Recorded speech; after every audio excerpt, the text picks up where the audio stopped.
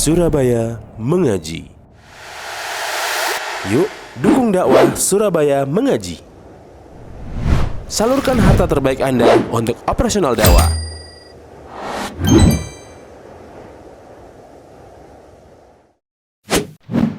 SM Store, amanah dalam muamalah. Alhamdulillah, alladhi hadana lihada wa ma kunna linahtadiya lawla an hadana Allah.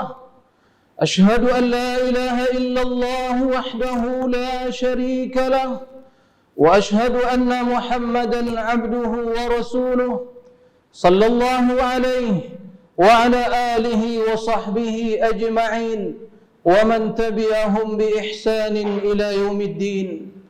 Ya ayyuhalladzina amanu taqullaha haqqa tuqatih wa la tamutunna illa wa antum muslimun. Ma'asyiral muslimin, jamaah salat Jumat rahimakumullah. Alhamdulillah, segala puji dan syukur senantiasa kita haturkan kehadirat Allah Tabaraka wa Ta'ala yang memberikan kesempatan kepada kita serta pertolongan dan kemudahan di dalam menjalani liku-liku kehidupan dunia ini dalam rangka berubudiyah kepada Allah. Semoga kita senantiasa istiqamah di atas ubudiyah sampai kematian mendatangi kita. Allahumma amin. Walhamdulillah awalan wa akhira wa zahiran wa batina. Salawat dan salam mari kita perbanyak ucapkan, terutama di hari yang mulia ini, Yaumul Jumu'ah Sayyidul Ayyam, bersalawat kepada Nabi alaihi salatu wassalam, sehingga hari-hari yang kita jalani dalam hidup ini semakin bermakna, penuh dengan keberkahan dan kebaikan, diisi dan hiasi dengan salawat dan salam kepada Nabi yang mulia alaihi salatu wassalam. Man salla alayya salatan wahida sallallahu alaihi biha ashra. Barang siapa yang berselawat padaku satu kali, maka niscaya Allah akan berselawat kepadanya 10 kali. Ma'asyul muslimin rahimakumullah, usi nafsi wa iyyakum bitaqwallah faqad fazal muttaqun. Wa ma adrakumut taqwa. Apa itu taqwa? Ketakwaan adalah melaksanakan ketaatan kepada Allah berdasarkan syariat Allah dan hanya mengharapkan ridha Allah, mengharapkan pahala di sisi Allah, meninggalkan kemaksiatan, meninggalkan larangan agama berdasarkan syariat Allah karena takut pada azab dan murka Allah. Itulah hakikat takwa. Ma'asyiral muslimin rahimakumullah. Pada hari ini Yaumul Jumu'ah, kita telah masuk atau telah sampai pada tanggal 11 Sya'ban. La haula wa la quwata illa billah. 11 Sya'ban berarti hanya tersisa 19 hari menjelang kedatangan bulan Ramadan yang pasti akan datang. Akan tetapi tidak ada seorang pun dari kita yang meyakini dia akan bisa hidup sehingga sampai berjumpa dengan Ramadan. Ini tidak ada jaminan kepastian bagi seorang pun yang hadir di masjid ini, terutama yang berbicara. Tidak ada kepastian apakah kita akan masih bisa hidup untuk sampai bersua dengan Ramadan di bulan atau di tahun 1444 Hijriah ini.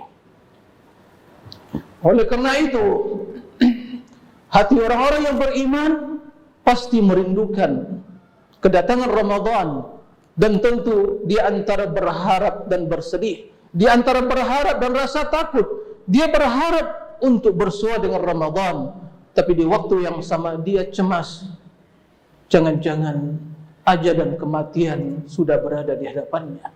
Ma'asyiral muslimin rahimakumullah. Oleh karena itu, perbaikilah segala urusan kita, terutama urusan agama yang kita diciptakan oleh Allah untuk berubudiyah. Di waktu yang sama, hendaklah kita memperbanyak doa, berharap agar kita diberi kesempatan oleh Allah untuk bisa masuk ke bulan Ramadan dalam keadaan sehat walafiat. Dahulu di antara doa orang-orang salafus salih, para generasi terbaik umat ini, di antara doa mereka, Allahumma sallimna ila Ramadan wa sallim lana Ramadan wa tasallam minna mutaqabbala. Ya Allah, selamatkan kami untuk bisa sampai ke bulan Ramadan. Beri kesempatan kami ya Allah untuk bisa bersua dengan Ramadan. Wa sallim lana Ramadan, dan jadikan bulan Ramadan tersebut bulan yang selamat bagi kami, penuh dengan kedamaian, ketenangan, keamanan. Wa tasallam minna mutaqabbala, dan terimalah dari kami ya Allah seluruh ketaatan ubudiyah yang kami lakukan. Ma'asyiral muslimin rahimakumullah, jika demikian halnya, apa yang harus kita persiapkan? Apa yang harus kita persiapkan ma'asyiral muslimin? Hari demi hari semakin dekat, dan juga hari demi hari kematian juga semakin dekat. Ada dua hal yang akan kita hadapi. Hari yang tersisa 19 hari menghadapi kedatangan Ramadan atau menghadapi kematian. Apakah yang lebih dahulu, atau siapakah yang lebih dahulu dari kedua hal itu? Apakah Ramadan akan datang dan kita bersua dengannya, atau kematian yang lebih dahulu menjemput kita? Nas'alullaha an yarhamana jami'an wa an yaltufa bina wa an yu'inana ala dzikrihi wa syukrihi wa husni ibadati. Ma'asyiral muslimin rahimakumullah, jika berbicara tentang persiapan menghadapi bulan Ramadan, tentu bukanlah persiapan sehari dua hari, setengah bulan, 19 hari. Sungguh itu persiapan yang sangat sedikit. Sudah seharusnya dalam hidup ini kita mempersiapkan diri untuk senantiasa berubudiyah, meningkatkan kualitas amal dan ibadah kita untuk menghadap Allah Azza wa Jalla sampai kematian datang menjemput kita. Ma'asyiral muslimin rahimakumullah, oleh karena itu, orang-orang yang akan mendapatkan taufik, orang-orang yang akan diberkahi oleh Allah Azza wa Jalla hidupnya bila bersua dengan Ramadan, adalah orang-orang yang telah mempersiapkan diri jauh sebelum datang Ramadan. Dahulu para ulama salafus salihin, yang merupakan uswah dan qudwah kita, jauh-jauh sebelumnya, berbulan-bulan sebelumnya, mereka senantiasa berdoa mempersiapkan diri untuk Ramadan selanjutnya. Begitu hidup mereka, selalu mempersiapkan diri untuk beribadah kepada Allah. Karena pada hakikatnya mempersiapkan diri untuk beribadah kepada Allah, meningkatkan kualitas dari ibadah kita, memperbanyak serta meningkatkan kualitasnya, pada dasarnya kita mempersiapkan diri untuk menghadapi kematian yang pasti datang. Ma'asyiral muslimin rahimakumullah, sekurangnya ada 3 perkara yang harus kita persiapkan menghadapi bulan Ramadan. Yang pertama dari sisi persiapan ilmiah kita, keilmuan kita. Yang kedua persiapan dari sisi amalan kita. Dan yang ketiga persiapan dari sisi kejiwaan kita. Ma'asyiral muslimin rahimakumullah, persiapan yang pertama adalah mempersiapkan diri dari sisi keilmuan. Kita harus mempelajari, membekali diri dengan ilmu. Apa ilmunya? Ilmu tentang ibadah, ilmu tentang sunnah Rasul, tuntunan Rasul, panduan Rasul dalam beribadah. Karena barang siapa yang ingin beribadah, maka wajib baginya untuk mempelajari hukum-hukum yang berkaitan dengan ibadah tersebut.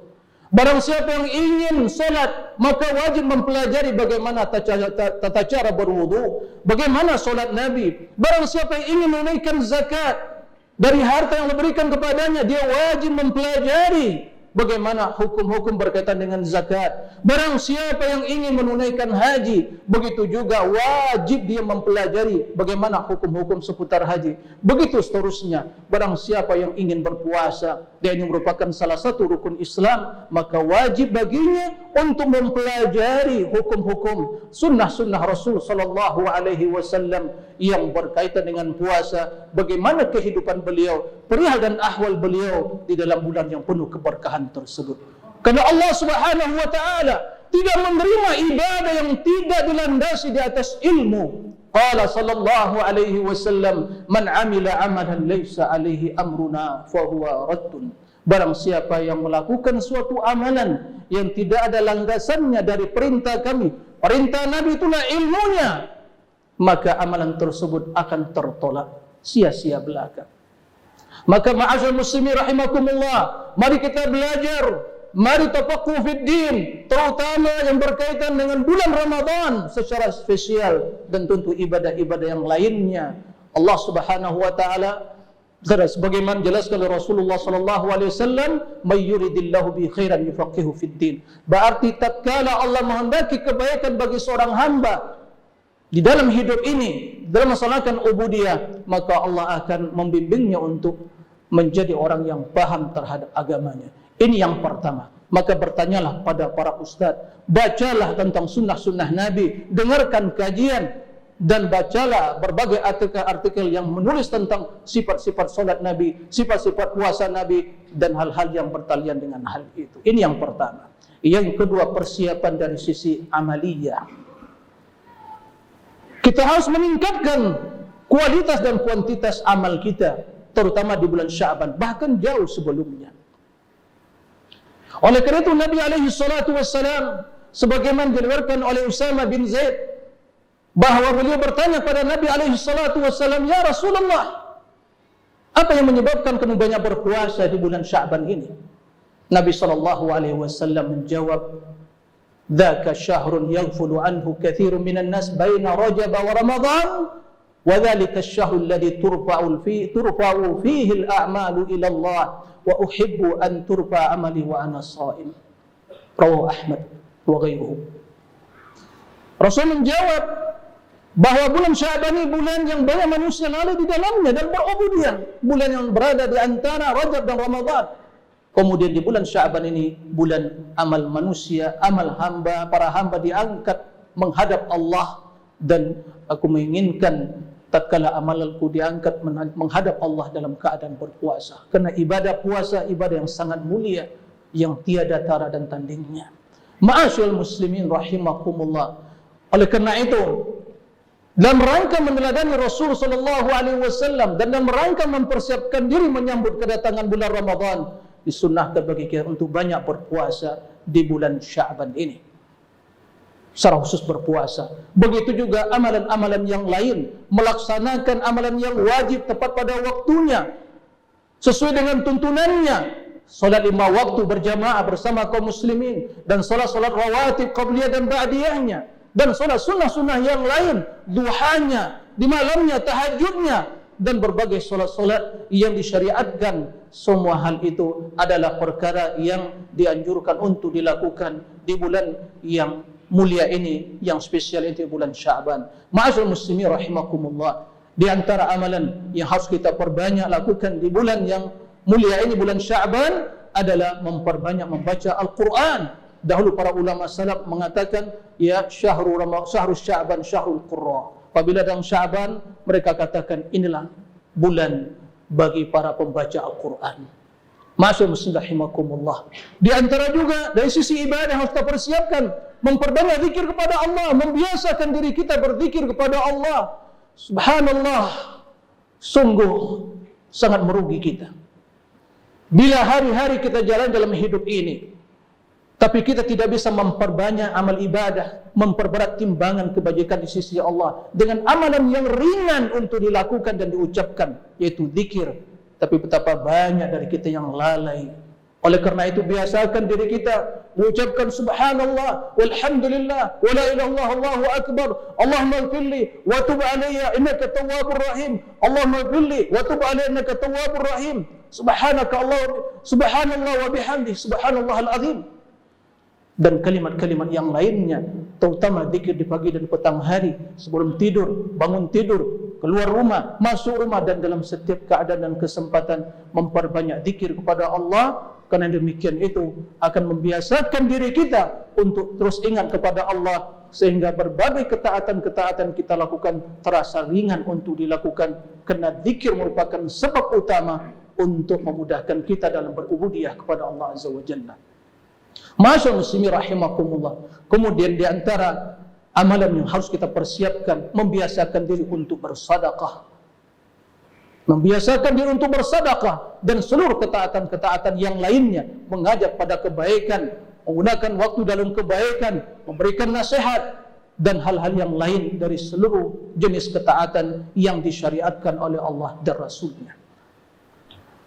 Kemudian yang ketiga dari sisi persiapan jiwa kita, yaitu kesucian hati dan jiwa. Yang demikian itu hanya terlaksana dengan bertaubat dan beristighfar kepada Allah. Betapa banyak dosa kita, dosa yang tampak dan dosa yang tersembunyi, besar dan kecilnya, banyak dan sedikitnya, di siang hari dan di malam harinya, di pagi dan di petang harinya, begitu banyak. Tapi di waktu yang sama, yang sangat kita sesalkan, juga tidak bisa dihitung istighfar kita. Kenapa tidak bisa dihitung? Kemungkinan tidak ada yang dihitung dari istighfar. Na'udzubillah min dzalik. Oleh karena itu, ma'asyiral muslimin rahimakumullah, di antara persiapan diri yang harus kita lakukan wajib, bahkan ini merupakan amalan rutinitas harian kita sepanjang hidup, adalah bertaubat kepada Allah, beristighfar kepada Allah, terutama di hari-hari mendekati bulan Ramadan seperti bulan Sya'ban ini. Karena seseorang yang masih berlumuran dengan noda, dosa dan maksiat, hati yang kotor, hati yang keras, hati yang jauh dari Allah, mustahil dia akan bisa melaksanakan ketaatan dan ubudiyah dengan maksimal di hari-hari yang dia jalani, terutama di bulan yang penuh berkah. Karena sesungguhnya kesucian hati dan jiwa itu yang akan mendorong kita untuk melakukan ketaatan, itu akan selalu mendorong kita untuk melakukan kebajikan. Karena apabila di hati telah tertanam cinta kepada Allah, cinta kepada ketaatan, maka seorang akan bergegas, bersemangat untuk melakukan ketaatan tersebut. Bagaimana di hati akan tertanam cinta dan ketulusan, keagungan, pengagungan kepada Allah, bila hati dan jiwa kita kotor, berlumuran dengan noda-noda dosa dan maksiat. Oleh karena itu Rasul sallallahu alaihi wasallam menjelaskan, Ayuhan nas tubu ila Allah wastaghfiru fa inni atubu ila Allah fi kulli yawmin akthar min 70 marrah. Wahai manusia, bertaubatlah, beristighfarlah kepada Allah. Sesungguhnya dalam satu hari, kata Rasulullah, aku beristighfar dan bertaubat kepada Allah lebih dari 70 kali. Dalam satu majlis dihitung sebagian para sahabat, inna lana'uddu li Rasulillah sallallahu alaihi wasallam bil yaumi 100 marrah. Allahumma ighfirli wa tub alayya innaka antat tawwabur rahim. 100 kali dalam satu hari. Dihitung oleh para sahabat, begitu banyak istighfar Rasulullah sallallahu alaihi wasallam. Oleh karena itu, ma'asyiral muslimin rahimakumullah, memohonlah kepada Allah kesucian hati dan kesucian jiwa. Allahumma ati nufusana taqwaha wa zakkiha anta khairu man zakkaha anta waliyuha maulaha. Itulah 3 persiapan utama yang harus kita lakukan: berilmu, beramal, dan juga mensucikan hati dan jiwa kita. Fa'tabiru ya ulil absar la'allakum turhamun.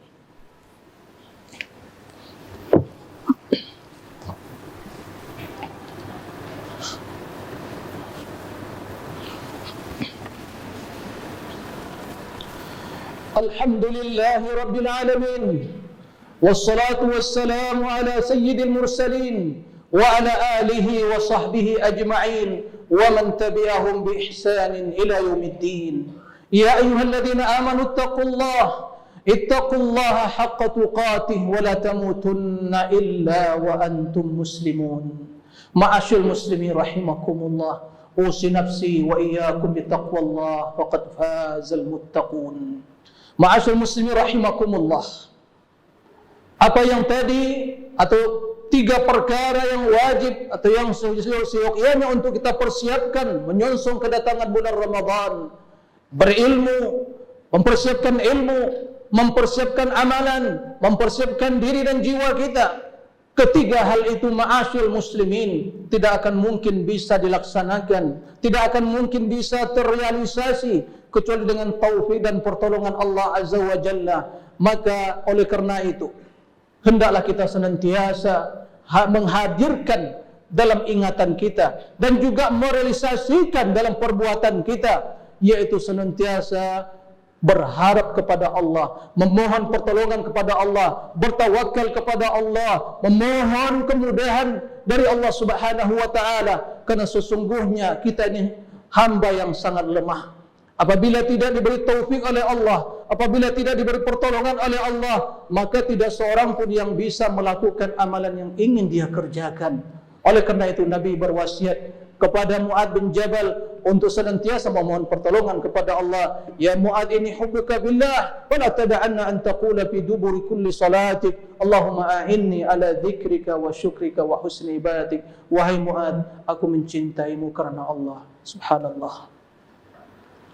Kemudian apa kata Nabi SAW? Sebagai bentuk kecintaannya boleh berwasiat, memberikan wasiat yang begitu mulia. Oleh karenanya jangan sampai kamu lupa mengucapkan, meninggalkan ucapan atau doa di penghujung salatmu. Ya Allah, berikanlah pertolongan kepadaku untuk berzikir kepadamu, mensyukuri nikmatmu dan melakukan ibadah yang terbaik kepadamu. Begitu juga Nabi memerintahkan kepada kita secara umum, ihris ala ma yanfa'u wasta'in billah. Bersungguh-sungguhlah untuk melakukan hal yang bermanfaat bagimu dan mohon pertolongan kepada Allah. Semua hal itu terkandung dalam firman Allah, iyyaka na'budu wa iyyaka nasta'in. Iyyaka na'budu, tujuan kita dalam hidup beribadah kepada Allah, tapi tidak akan mungkin hal itu terlaksana kecuali dengan iyyaka nasta'in. Maka dalam hal ini mencakup keikhlasan berubudiyah kepada Allah dan juga pernyataan pengakuan kita makhluk hamba yang lemah, yang tidak memiliki daya dan upaya, sehingga menanamkan dalam diri kita sifat tawakal yang sempurna kepada Allah Azza wa Jalla. Mudah-mudahan Allah Azza wa Jalla memberikan kemudahan kepada kita, memberikan kemuliaan kepada kita, kesehatan, kemudahan dan kesempatan untuk bisa bersuah dengan Ramadan di tahun 1444 Hijriah ini dalam keadaan sehat walafiat, dalam keadaan aman, tidak ada rintangan, hambatan dan berbagai hal-hal yang akan menghalangi kita untuk berubudiyah kepada Allah Azza wa Jalla. Allahumma amin. Inna Allah wa malaikatahu yusalluna ala nabi ya ayyuhalladzina amanu sallu alaihi wa sallimu taslima. Allahumma salli ala Muhammadin wa ala ali Muhammad kama sallaita ala Ibrahim wa ala ali Ibrahim wa barik ala Muhammadin wa ala ali Muhammad kama barakta ala Ibrahim wa ala ali Ibrahim innaka Hamidum Majid. Allahumma ighfir lil muslimina wal muslimat wal mu'minina wal mu'minat al ahya'i minhum wal amwat innaka sami'un qaribun mujibud da'awat. اللهم اغفر لنا ذنوبنا كلها دقها وجلها وأولها وآخرها وعلانيتها وسرها. اللهم إنا ظلمنا أنفسنا وإن لم تغفر لنا وترحمنا لنكونن من الخاسرين. لا إله إلا أنت سبحانك إنا كنا من الظالمين. اللهم آت نفوسنا تقواها وزكها أنت خير من زكاها أنت وليها مولاها. اللهم أعنا على ذكرك وشكرك وحسن عبادتك. اللهم بارك لنا في شعبان وبلغنا رمضان. اللهم بارك لنا في شعبان وبلغنا رمضان ونحن في صحة وأمن وإيمان يا رب العالمين. اللهم سلمنا إلى رمضان وسلم لنا رمضان وتسلم منا متقبلا يا رب العالمين. اللهم آت نفوسنا تقواها وزكها أنت خير من زكاها أنت ولي مولاها. اللهم استعملنا في طاعتك. اللهم استعملنا في طاعتك. اللهم استعملنا في طاعتك. اللهم ربنا آتنا في الدنيا حسنة وفي الآخرة حسنة وقنا عذاب النار. وآخر دعوانا الحمد لله رب العالمين. قم الصلاة.